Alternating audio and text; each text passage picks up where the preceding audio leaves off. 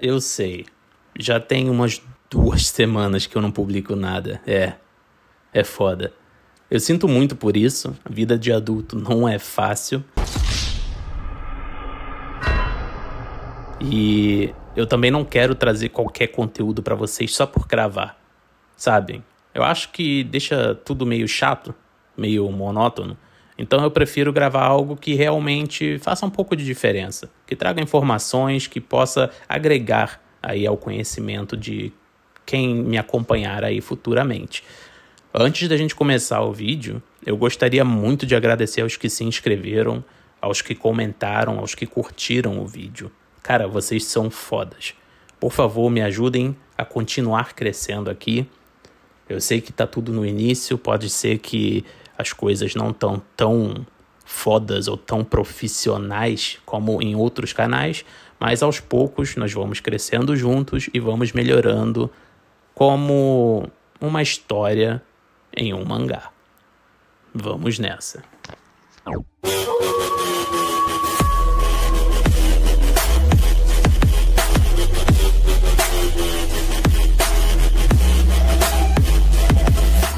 Ontem, enquanto eu circulava pela internet, lendo algumas coisas aqui e ali, procurando alguma notícia, alguma coisa de interessante que me tirasse um pouco da chatice que eu tava ontem, eu acabei me deparando com uma polêmica sobre Windbreaker. Sim, Windbreaker, mas não confundam com o mangá Windbreaker. Estou falando do manhwa, que é desenhado e escrito pelo autor Jo Yeon-seok. Eu acho que eu pronunciei isso errado, então eu sinto muito. Mas manhwa e mangá são basicamente a mesma coisa, com algumas diferenças. We are same, but different, but still same. Esclarecendo isso de forma curta e rápida para vocês, basicamente, manhwa são quadrinhos coreanos que são lidos na vertical. Você lê eles de cima para baixo, tá ligado? E a maioria, ou quase todos até, eles são coloridos. E, bem, eu acho que é isso. Não tem tanta diferença assim, se a gente for analisar tudo certinho. Acredito que vocês já saibam o que é um manhwa, porque algumas outras histórias, tipo Solo Leveling, Tower of God e etc., já tem até animes. Então, pulando essa parte de explicação, eu vou falar um pouco sobre a polêmica. O autor de Windbreaker, há uns 2 ou 3 anos atrás, tinha rolado uma tretinha envolvendo o nome dele, porque pegaram no manhwa uma cena em que um dos personagens dele estava com uma expressão, estava ali sendo apresentado de uma forma muito peculiar, porque ela lembrava demais a ilustração de uma artista que eu inclusive sigo. Eu vou deixar o perfil dela aqui no YouTube, aqui na descrição para vocês. Sigam ela também, ela é muito foda, que é a Maya Panda. A Maya Panda é uma ilustradora que ela faz várias artes aí com um tom um pouco mais realista, né? De Berserk, Jojo. Basicamente, o autor de Windbreaker, ele simplesmente fez um tracing. Mas o que é tracing? Tipo, eu nunca ouvi falar nisso. Bom, eu vou explicar. Tracing, ou traçado do inglês, é basicamente quando você coloca uma folha de papel em cima de um desenho e passa por cima. De forma bem simples, é basicamente isso. Claro, digitalmente, isso funciona de forma bem mais rápida, eficaz.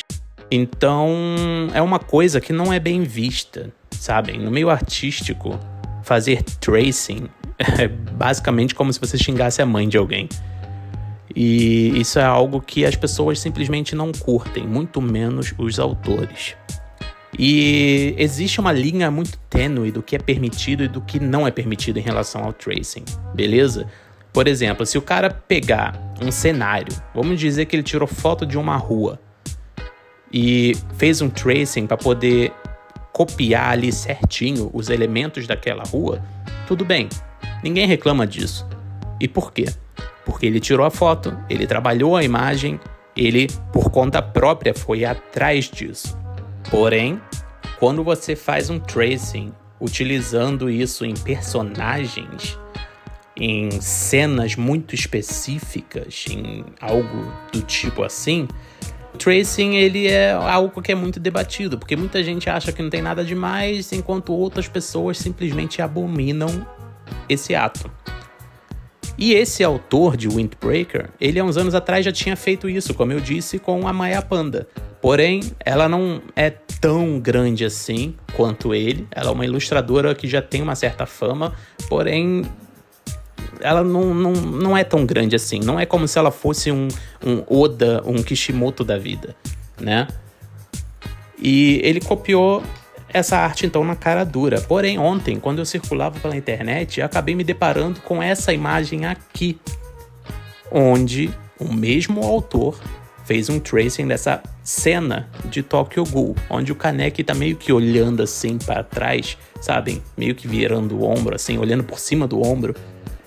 E essa cena, ela é bem famosa até, né? Quem conhece Tokyo Ghoul, quem leu Tokyo Ghoul, quem assistiu Tokyo Ghoul conhece essa cena. E isso acabou meio que estourando, porque junto dessa imagem, muitas outras pessoas começaram a apontar várias outras imagens onde o autor utilizou o tracing. E cara, isso pegou muito mal e se espalhou como fogo, porque a notícia, pelo menos, eu li ela ontem. Isso tinha sido publicado ontem, né? Em todas as mídias ali que eu acompanho. E hoje, quando eu fui ver o manhwa dele, o Windbreaker, foi cancelado. Tipo, na cara dura. E junto do cancelamento da história dele, ele emitiu um comunicado. Ele se pronunciou sobre isso. Tá aí na imagem o pronunciamento dele, mas eu vou traduzir aqui junto com vocês, beleza? Vamos lá. Olá, aqui é Joe Yong-seok. Antes de tudo, eu peço desculpas profundamente pela preocupação e transtornos causados pela recente polêmica de plágio envolvendo o meu trabalho. No meu processo criativo, algumas cenas referenciadas a partir de materiais de apoio foram expressas de forma semelhante ou quase idêntica a imagens de outras obras. Isso foi claramente um erro meu. Por muito tempo, vivendo uma vida constantemente correndo atrás de prazos semana após semana, essa pequena negligência me levou a falhar em manter os padrões que eu deveria ter mantido como criador desde o início. Acima de tudo, eu queria mostrar a vocês o final da história dessa obra. Até o fim, mas dói profundamente ter que tomar a decisão de descontinuá-la. Sinto muito de verdade e meu coração dói por decepcionar os meus fãs, os meus leitores. Aos que acreditaram em mim, apesar das minhas falhas, agradeço sinceramente pelo apoio e encorajamento. Mais uma vez, abaixo minha cabeça em pedido de desculpas, com o pensamento de que eu deveria, ao menos, fornecer um desfecho apropriado à história final de Windbreaker. Foi postada no meu blog pessoal por necessidade. Muito obrigado, sinceramente. Bem, ficou claro. A obra do cara foi cancelada. A Maya Panda chegou até a publicar isso no Instagram dela, né? Mostrando ali. Só que ela não comentou nada sobre isso. Mas eu acredito que ela, como ilustradora e tendo uma arte dela plagiada, acredito que ela sentiu um certo alívio, porque de certa forma a justiça foi feita, já que a obra dele foi cancelada e ele foi desmascarado aí na internet. E casos de tracing, como eu disse, é algo muito peculiar, é algo muito sensível, porque a gente não tem como explicar direito. Como é que você vai definir o que é certo e o que é errado em relação a isso? É um lance muito perigoso, né? O próprio Takehiko Inoue, autor de Slam Dunk e Vagabond, passou por uma situação dessa muitos anos atrás, quando ele estava publicando Slam Dunk ainda. Que foi quando alguns leitores, na época, acabaram percebendo que ele havia feito tracing utilizando imagens de jogadores da vida real.